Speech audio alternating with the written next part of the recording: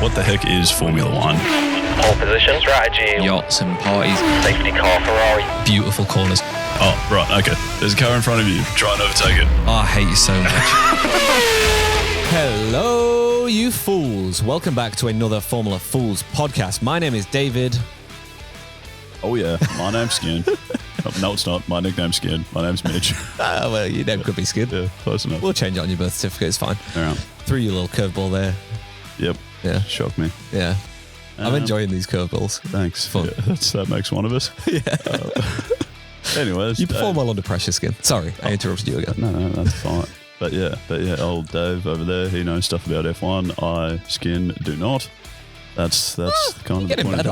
I'm getting there. Yeah. We've been doing pods for a while. I've been picking Dave's brain. That's the idea of the show. I'm starting to learn little bits, which is good. And at the moment, we are in our at the moment we're in our 33rd of 34 daily episodes leading up to the 2026 season. We have learned about all the teams, the liveries, and then almost all of the drivers now. Yes. So we are on our 21st of 22 drivers. Holy smokes. And we don't know who we're talking about today. We don't know who we're talking about because if you listened a few episodes ago, we've got a new team on the grid, which means these guys didn't place, and I know Arvind also didn't place in the championship last season, but his team did. Therefore, we put Arvind ahead of these two. Mm-hmm. But because these two and the team didn't place in the championship last year, we don't know how to rank them. So we're going to start this episode off with a rock, paper, scissors.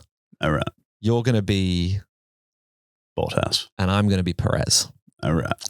And whoever wins, we're going to do that person's episode. Are we just going one or best of three? Just one. Okay. Rock, paper, scissors, shoot. Damn. Oh, wait, what do you do? Say weird things. No, I don't. I go rock. Oh, do you do scissors, Rock, paper, rock? Yeah, scissors, paper, rock. With Okay, a little jingle and stuff. We'll do that. So wait, scissors, paper, rock. Yeah. Okay. Scissors, paper, rock. Why did we both do scissors again? What the fuck's wrong with that? This is going well. Scissors, paper, rock. Oh, fuck. Hell yeah. All right, so Bottas it is. Valtteri Bottas. Okay, let me load Valtteri Bottas's episode sheet up on my phone. Valtteri Bottas. Full name? You want this one, Skin? Please. It is Valtteri Victor Bottas. Beautiful. Oh, yeah. That's a name. That's a freaking name right there. VVB. Nice. Yeah, he's doing it. Valtteri Bottas's nationality is Finnish. Finland is where he's from. Mm-hmm. So yeah, I didn't mess it up there. Well done. Even though it says nationality Finland. Yeah. I can see how that would have thrown you. Yeah, it almost did, but I caught myself. Date of birth is the 28th of the 8th, 1989. Holy. He's an old boy. That's an adult. That's what we call an adult. So he's 36 years old. His F1 debut year was in 2013 with Williams, obviously. I'll be honest, my first take of Valtteri Bottas when he was at Williams, they did an interview with him, and Williams were pretty good at the time. We had the Martini sponsorship. His teammate was going to be Felipe Massa. We had Pat Simmons, I think, was there. Claire Williams was running the team, and we had like some very good engineers and some very good strategists and things like that. We were doing it. We had the fastest pit stops back then as well. So really? Oh yeah, I think we had the record for a little bit for like a season or so. What do you reckon? Like pit stops? Yeah. But like what? What would have been the record at the time? Do you reckon? It was like 1.98 or something. Oh, okay. Yeah, it's not moved a hell of a lot since back then. Interesting. It's moved like 0.1. Yeah. But that 0.1 is fucking huge. Oh, yeah. Yeah, like it was getting beaten by 0.01 of a second kind of thing. Like it was like that. Yeah. Okay. Them incremental improvements. But yeah, I didn't really rate him that much when he first came in. He did an interview, I think it was with Ted Kravitz, maybe at preseason testing, because we used to do preseason testing back in Barcelona. And he did this interview and was like, they were like, oh, where do you want to be? And he was like, look, Williams isn't really, they're the kind of a stepping stone team. I want to be world champion. I'm going to be world champion. But it was like, mate, you're stepping into this and you're already 20, what would he have been? 24 in his debut year. Okay. And it was like, brother, you're about 4 years too old to be coming into the sport and thinking you're going to be a world champion. I almost fucking ate my hat when he joined Mercedes and won a lot of races. It was very fucking good.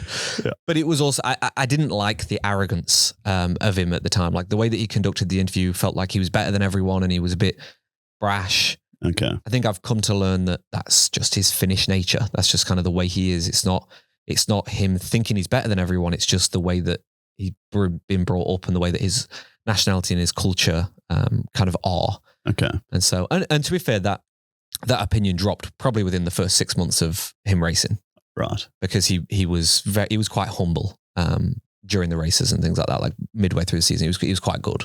Okay. But that first opinion, I was like, bit of a wiener. Oh, right. Did Yeah. you also take it a bit personally because it was Williams? He thought he was better then? Probably. Yeah. Yeah, probably. But it wasn't, I don't know if he did say that Williams were a stepping stone, but it was something, that's kind of what it felt like. You know what I mean? Like that was the vibe it got, that he was like, yeah, now I'm in F1. I just need to like progress into a bigger team. Like it was that kind of vibe. Which was crazy because he had quite a bit of success with Williams. Like got a few podiums and stuff. So Yeah, I didn't realise. I wanted to ask you about that. 2014, he finished 4th in the championship in a Williams. Yep. Oh yeah. Yeah, that's what I'm saying. We were we were there. You were there. Yeah. Well, I wasn't there. You weren't there. Williams were there. Yeah. Claire describes it in interviews that she's done. She said this on occasion, like they would get annoyed when they were podium because they didn't have a good 2012 or 2013, they didn't have a good season. So when they started podium all the time, they were the furthest away in the pits to the podium. So they were like really far down the pit lane because they finished low in the championship the year prior. So the walk was really long. And she said there were times we would get on the podium and we'd just be like, oh, we've got all this work to do and all this media to do. Do we have to go down? And she said now, she was like, the moment we lost that and we dropped down to the bottom again, she said, I regretted ever having those feelings and those thoughts because I would give up anything to be on the podium again. Yeah, of course. And it was it's so fascinating to listen to. But yeah, they were very consistently scoring podiums. We barely, I don't think we got a race win. I remember Massa didn't win in a Williams. I don't think Bottas did either. But, we were there consistently on the podium or consistently in the top 5. So it was a fucking phenomenal era for Williams. Yeah. In terms of just like, P4. Like I'd dream of P4. I mean, we fucking got P5 last year and I had several wet dreams over that one. So, for a P4, I would die. Yeah, sure. Wait, who was P5 last? Williams. Like in the championship. Yeah, in the constructors. Yeah. Sorry. Yeah. He was. No, he was. Yeah. No, but Alex and Carlos were both 8th and 9th in the championship last year? Yeah. Like we were up there. Well, it's not up there at 4, is it? Well, no, but I'm saying since Valtteri was in P4, we've not really fucking. It's still nosebleeds for us. Yeah, it's fine. I'm feeling dizzy from the altitude. Okay, all right, good on you. So yeah, teams he's driven for: Williams, Mercedes, Alfa Romeo, and Sauber. Alfa Romeo / Sauber. He went into the Kick Sauber era as well. Valtteri Bottas did. Yep. So he's been with a few teams, but his most notable team I would say there is Mercedes. He scored. He's the most. There's not been a Mercedes driver as consistent as Bottas. Lewis Hamilton didn't like Valtteri Bottas. I think the stat is that he every qualifying session he made it to Q3 for Mercedes. No other Mercedes driver has ever done that. Every Q3 set, 100% Q3 success rate. What? Yeah. Lewis has had Q1, Q2 dropouts. Valtteri every session has been in Q3. How? He's a weapon. He's a very good qualifier. He was there for years. Yeah. Oh yeah. Surely at some stage, your engine breaks down or something. Not in qualifying, no. He had ones where he would qualify in the top 10, but have a penalty and drop out. But he qualified in the top 10 every single race. Every time. Every single 100% success rate. Yeah. That's outrageous. Such a stupid stat, especially when your teammate is Lewis Hamilton, and prior to that, the guy that you took over from was Nico Rosberg. Like two very, very world-class drivers, like the best on paper and a world-class driver in Nico Rosberg. Yeah. And you outperformed them in a qualifying stat like that. Wow. Okay. Yeah. So yeah, I would say Mercedes is where his biggest success is. Yeah, for sure. I mean, he finished second in the championship 2 years in a row. Yep. So that's about as successful as you can get when Lewis Hamilton's doing his thing, I suppose. Yeah, when Lewis Hamilton is literally at his peak. Yeah. Second place, that's basically a championship. Yeah. But was he did he look at the time, did he look like the way, Rosberg won a championship while Lewis was there? Yeah. Did Valtteri look competitive to the same degree, or was it always pretty clear that Lewis was number one? How far off are we talking from? Quite far. Okay. I would say when we would get to the European, the end of the European leg of the season, which is usually 2/3 of the way through, it was quite obvious that Lewis was we were counting down the races till Lewis won, or it was like, Valtteri's got to really he's got to beat Lewis at every race to clinch it. So it was, I don't think it was close. It's also difficult because Nico beat him in 2016, and then Lewis came out in 2017 and just was a different beast. Like Lewis 2017, 18, 19 was just like, I think even if you gave Max the best car at that point, like, or an equal car, I think Max would have struggled to beat Lewis at that point. Like Lewis was just a different animal through them 3 years. I think the heartbreak he felt in 2016 of losing the championship really just drove him to a different level. Right. Okay. Which is just, what we see in the greats. Like I think we'll see it in Max this year. I think he'll come out swinging. And I think we'll see it in Lewis this year as well, actually. Like if anyone has been following Lewis on social media for this preseason, he's fucking training. Like he posted the other day a carousel of some training. It's literally season's about to start. He posted a carousel of some of his training that he's been doing, and the caption was, "I don't think I've ever worked this hard every single day, every minute of the day in a preseason to get ready for the season ahead." So like, yeah. Okay. I feel like we said similar things last year. I don't want to get my hopes up. We did say similar things last year. But I would love to see him do something. I would love it. But I just think this is what we saw in 2017. And that's why when Valtteri entered the team, it was very much, there was a lot of question marks whether Valtteri was the right person. And when Valtteri went out and actually scored regular podiums, got these Q3 appearances and started like winning a few races here or there, it was like, okay, yeah, like actually this is a fucking perfect driver for Mercedes, because if Lewis is having a bad day, Valtteri's 100% going to pick up the pieces and still get the W. Okay. So yeah, he was a fantastic driver for Mercedes in that era. His race starts 246, race wins 10, podiums 67, poles 20, championships 0, and his current season going into 2026, his current team going into 2026 will be Cadillac. Okay. Go skiing. Look at him go. One more question about that Mercedes era. Yeah. He was very good. He was particularly good in 2019 and 20, finishing second in the World Championship. Yep. I think 2017 he finished third, maybe, something like that. So he's pretty good. Yeah. And then 2018, like, I mean, it feels harsh saying this, but in comparison to the other years, quite shit. Yeah. Like finished fifth. Do you remember anything about 2018? What happened? 2018 was Ferrari had a very, very fucking good car, and Sebastian Vettel and I can't remember if that was Kimi's last year or if it was Charles's first. Okay. But 2018-19, Ferrari were there with, I think it was either with Vettel and Charles, or Vettel and Kimi, and then Vettel and Charles. But yeah, they had a very good car, and so 2018 came out, and I want to say that Ferrari won like 4 of the first 6 races or some shit of the season. Like, we're doing it, like fucking making Mercedes look silly. But Mercedes have this, they've got this really good team, like dynamic, where they always progress throughout a season. We saw it last year as well. Like their car at the end of the season was better at the beginning of the season. They've always had this like good progression. And so that was kind of one of them seasons where it was kind of looking like, oh, this could be Ferrari's year. Ferrari could actually win it. And then throughout the season, Lewis was a different beast, and Mercedes developed the car well. And so them two things coming together meant that Lewis got the chocolates and won the championship. And Valtteri was just like not quite there, kind of had that like second season dip that we sometimes see. So but still was there on the podium, very fucking regular. But I think it was them early wins for Ferrari which put other drivers ahead of him. Right. And I think Red Bull also had a semi-decent car that year. That was picking up wins here or there. All right. Okay. Yeah. Thank you. No worries, Skin. So why is Valtteri Bottas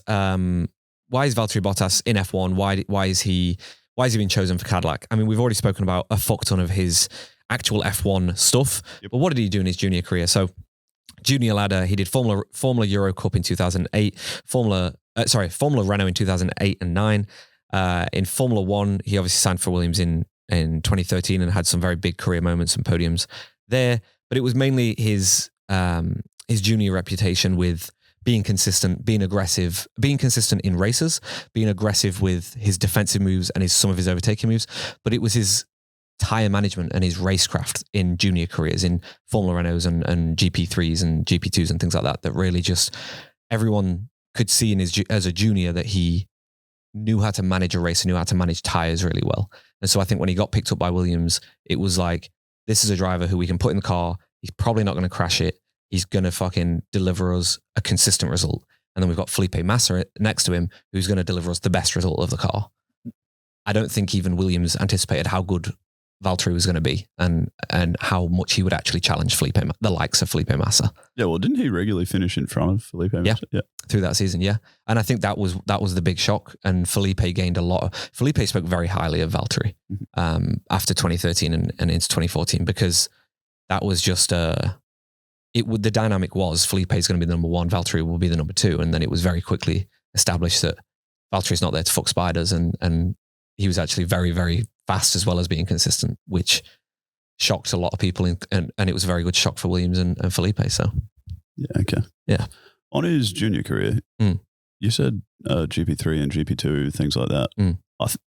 My understanding reading last night, I don't think he did GP2. He didn't do GP2? He did GP3 though? Yeah. Yeah, okay. I'm pretty sure he went F3 in 2011, F1 in 2012. Oh. I think he's done that classic Max thing. He's done a classic Max? Yeah. What happened there? Oh shit, yeah, he won GP3 in 2011 and then, no wait, what did he do in 2012? F1. No, 2013 was F1. Oh, he was test driver for Williams. And okay. I thought while he was our test driver in 2012, he was also racing in Formula 2 or GP2. I got that completely wrong. Go skiing. Okay. Go skiing. Yeah, well, that's that. I just found that interesting. So he's obviously impressed someone. Well, we had probably lots of people in his junior career to go straight from F3 to F1. Yeah. It's like pretty... I remember him testing for us in 2012 and everyone was quite impressed with him, and then we signed him like mid-season. But I was assuming that we were signing him on the basis of how good he was doing in GP2 and not just off the back of his GP3 win and then his free practice sessions he was doing for us. Wow. Go Valtteri. Well, I didn't know that's that. what I'm saying. Go skiing. Go Valtteri. Yeah, wow, that shook me. I thought he was, Go skiing. Thanks. Yeah, I just read it. Yeah. Wanted to ask you about it. I didn't. I remember I remember it was signing him and thinking that it was off the back of a good GP2 season. Really? Like 100%. I thought he was in GP2. Oh, okay. Oh, yeah, there you go. Pretty sure he wasn't. Go skiing. Well, that's an iconic moment. Yeah. Skipping GP2 altogether. Yeah, I thought that was pretty impressive. Some more iconic moments for Valtteri Bottas. We've got the Bottas fan club, ASS. Got it. Yep. So in 2022 and 2023, Bottas launched his kind of tongue-in-cheek new look when he moved to Australia and got the moustache and the mullet. He did some iconic ads with Uber Eats, I think was the main one, where he was all in the blue overalls with the sleeves cut off, and he was in front of his ute and things like that. Yep. We saw some iconic things with the nude calendar being posted. Sorry? Yeah, did you not know this? So one of his other iconic moments was posing nude in Drive to Survive because he was in Finland pre-season testing, and in Finland they'll do cold plunges naked and then saunas naked. It's like just Finnish tradition. And so Drive to Survive followed him around for a pre-season thing one year, and he was like, I'm going to just be me, and this is what I do in pre-season. Like him and his mates would just jump in the lake completely nude. Cool. Very European of them. Sure. And so, so that kind of sparked this massive meme online of there's a shot of him walking into the water and you just see his bare arse and it's quite a good bum. So then he launched a calendar. And all... Why did you have to say that bit? Well, I look pretty, he was a muscly guy. He looked great. Well done. I wish I had an arse like that. Righto. But he then launched a calendar off the back of it, doing a nude calendar with, I think it was him and his friends, or it might have just been him. And I'm pretty sure all the proceeds went to a charity like, testicular cancer or something like that. Like, I don't think he profited from it at all. Okay. But this kind of kickstarted the bot ass era, emphasis on the ass. I get it. You understand it now? Yeah. Here we go. So yeah, he raised a lot of money for charity. He doesn't say what charity, but he raised a lot of money for charity. So that's definitely what he did. I'm sure it was a testicular cancer one, or it was a men's health charity, I'm pretty sure. But then also an iconic moment. He's got a lot of them. He's a fucking weapon. Valtteri Bottas served in the army, in the Finnish army. He completed mandatory military service. So obviously you have to do it in Finland. Yeah. But he was part of the Finnish Defence Force, specialising and training as a sniper. A sniper? Like like a sharpshooter. I understand Yeah. sniping. Yep. Yeah. Yeah, right. Okay. Yeah. Well, I mean, I guess if it's mandatory, you do kind of have to do it, don't you? Yeah, But, you do have to do it.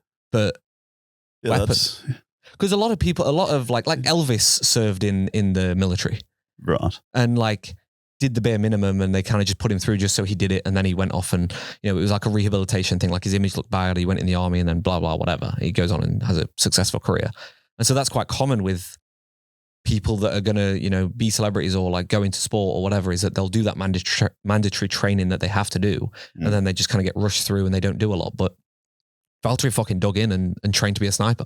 Trained to be a sniper. Like he didn't just like do the bare minimum just to get through. He was like, fuck, if I'm going to do it, I'm going to do it properly. Right. Okay. I see what you're saying. Trained as a sniper. That's scary. Yeah. Wow. Yeah. That's like intense level, especially in the Finnish army. Like they're not really known for their high level shit, but they've probably got a very good secret service. And I'm sure if you're a sniper, you're probably on the way to being in the secret service for Finland. Okay. Yeah.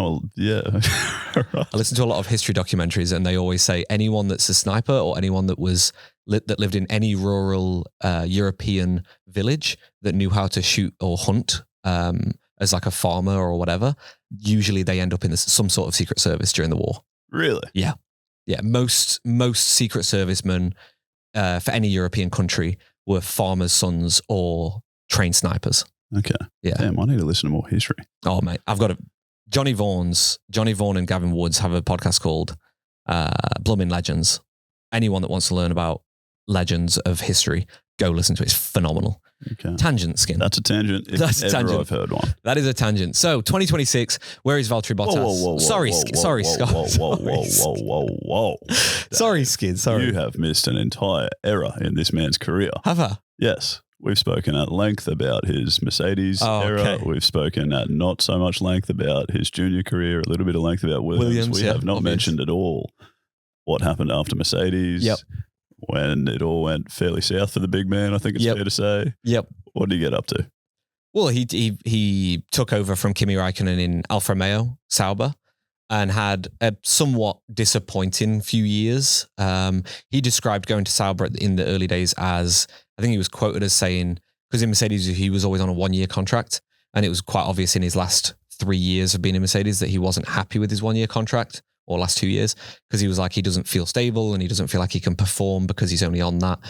So going to Alfa Romeo Sauber, he described it as he finally feels like he's got some comfort. He was on a multi-year deal, and he finally felt like he could relax into his racing. The issue with that was the car was not there for him to relax into his racing and perform at a high level, which I think is why we saw him launch into his, launch his kind of personal brand a bit more and kind of like lean into his out of car persona and build up the Valtteri Bottas that we know today. But yeah, certainly his on track action was quite subdued when he went to Alfa Romeo, and he didn't really get up to much. I would love to point out at this point though that his partnership with Guan Yu Zhou and his friendship with Guan Yu Zhou, or Zhou Guan Yu, whichever way you want to look at his name. Chinese people often say like last name, first name, or first name, last name. In Western cultures, like that partnership there, I think was phenomenal, and even today they still are really good friends. And they've sometimes holidayed together throughout the year and throughout the past couple of years, and they'll always catch up together. And now that Guan Yu is a junior driver in Cadillac, they're working closely together again. And there was like a team photo shoot with the 3 drivers, and when them two there's a video of them walking in the room and seeing each other, and they just give massive smile, give each other a big hug, and they're just really, really good friends. So that was one of the best things to come out of the Alfa Romeo era. Okay. Was that relationship, but certainly not much on track action. Yeah. So like the on track action kind of ended in, I think it was 2024, because he didn't race at all last year in 2025. Yeah. He was a test driver or reserve driver for Mercedes. Yeah. So the on-track stuff ended in 2024, and it was pretty diabolical, right? It was, I think he had maybe 0 points. Was he 0 points in 24? I thought so. I know Zhou Guan Yu got like 1 or 2 points towards the very end of the season. So yeah, it wouldn't surprise me if Valtteri had 0, because that car was just nowhere. Yeah, and by the end of it, he was sort of talking about going over to Sauber as a mistake, essentially. But I was under the impression he was there thinking he'd end up being involved in the Audi project. Do you know anything about what happened there? I think towards the end, that was certainly his intention, and he made it quite clear that he, like in the media in 2024, he would publicly say, I'm the best fit for the Audi project. I don't necessarily agree with that. I think Audi have got the best fit for the Audi project now. They've got a German driver, German manufacturer, works perfect. That German driver brings a lot of experience, brings a podium now, but a heap ton of experience throughout a load of different eras. They've also got a junior that could project them forward for their future. Valtteri, for me, is potentially a better driver than Hülkenberg. Certainly on paper, he's a better driver than Hülkenberg.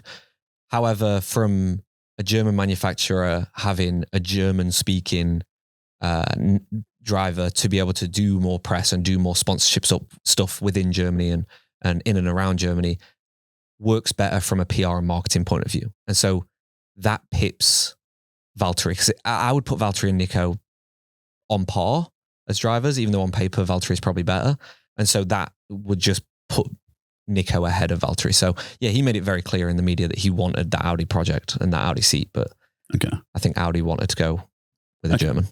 Sure. All right. And then so he's missed out on that Audi seat and had this weird year of reserve driving. Standing next to Toto Wolff in the pits. Doing not much really. Yeah.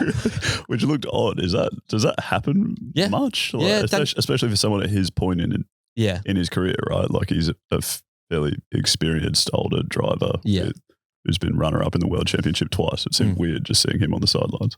Yeah, it's happened a lot throughout the years. Like the two main examples I can think of is Daniel Ricciardo in recent history when he had his year before returning back to Racing Bulls. He was Red Bull reserve driver and would often just be seen around the Red Bull garage and doing marketing. Like Inspired Unemployed Boys, they did fucking heaps of videos and Daniel Ricciardo was featured in them because he was their junior driver. And so Red Bull leveraged Daniel Ricciardo, his name and his image. They leveraged that big time and they sent him out to do fucking tons of media exposure and things like that. I think Daniel Ricciardo loved that shit. Like them videos with them boys, he really got around it and had fun with it, but it wasn't what he wanted to do. He wanted to drive a car. And then ultimately when he got back into a car, the pace wasn't there. So there are certainly question marks over whether Valtteri is going to have that pace and whether he's going to return back to the Valtteri we know and love and that we want to see. Because a year out of the sport, especially that part of your career, is vital. So, yeah, we'll see. We'll see what happens. But the other example I'll give, probably less related to this, but more, quite a big name. Niki Lauda did something similar. You can see Niki Lauda. I don't know if he had a year out or if it was just that like he kind of retired and then straight away was like a driver advisor or a kind of reserve driver for a very big team, and you would see him around the pits. But yeah, like I remember like when I was growing up, my dad would show me old races or documentaries or whatever, and you'd see Niki Lauda in the pits, and it was just like, why is Niki Lauda in the pits? Like you wouldn't normally see that, but then you can now fast forward 40 or 50 years and go, oh, Niki Lauda just fucking frothed F1 and he loved being around it. And I think the likes of Valtteri Bottas will be the same. I think once he does retire, we'll probably see him as a manager or a pundit or something of some sort because he just loves this sport. Okay. Nice. Can I move on to my bit now? Please, yeah. Okay. 2026. 2026. What should we expect from him? I kind of touched upon it there a little bit. 2026 is a big year for Valtteri. He really needs to just go out all guns blazing. Like he needs to go out like fucking, this is the Valtteri we know and love. Push that car to the absolute maximum. Show the people at the top of that team and the engineers around him that he is still a good driver and he's still fast and he can still perform amongst the best with a like-for-like car. We don't really know where that's going to be, so it's hard to predict. But it's really just for him to prove on the data that he is pushing that car to the limit. And especially next to someone like Sergio, who faces the same challenges as Valtteri does. He just has to make sure that he is at least on par, if not beating. But I'm also going to say the exact same thing about Sergio. He needs to make sure that he's on par, if not beating Valtteri. So it's, this is going to be a very interesting team dynamic to see with these drivers. They're friends now, whether they stay friends. If they've got a somewhat competitive car for like a midfield team, whether they stay friends or not will be a question mark. I think if they're towards the back end, it'll just be camaraderie. Let's fucking push this car as much as we can. But I think if they're a bit faster and they are challenging against other teams, they might be a bit elbows out kind of thing. All right. Yeah. Exciting. So quite a lot to look out for. thank you for listening. Thank you for joining us for Valtteri Bottas's episode for the 34, the Christmas Eve, the penultimate episode in our 34 and 34 series. Come back tomorrow. Sergio Perez, last episode. Day after tomorrow. We won't be releasing anything. We won't be releasing it. No, I'm trying to think of what days. It'll be free practice, won't it? Will it be free practice? How have we worked this? So wait, tomorrow's Arvin Lindblad. This one is on the 4th. Tomorrow's so tomorrow, free practice 3, Melbourne. We'll see you there maybe. We still don't know. Oh, yeah.